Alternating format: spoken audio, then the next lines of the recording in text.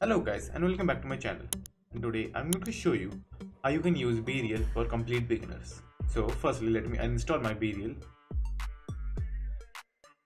and then now we'll just simply install the BeReal again. So after the installation is completed, just simply click on open. Now it will show you some information about BeReal. You can just simply read it or just simply click on get started. Then enter your name, date of birth, then press continue, then enter your mobile number. Then BeReal will send you a OTP or a verification code.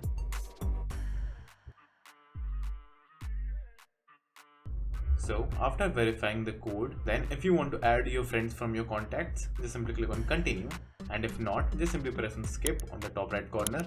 Then you will receive a pop-up notification, just simply click on that. And now it will ask for your permission for using your camera.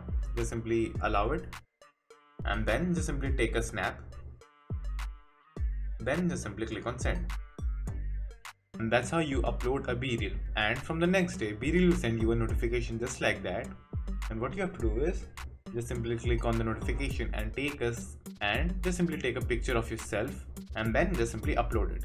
And when you upload the picture, you will also be able to see your friend's picture. And if you want to see more pictures of other people who is using BeReal, just simply click on discovery.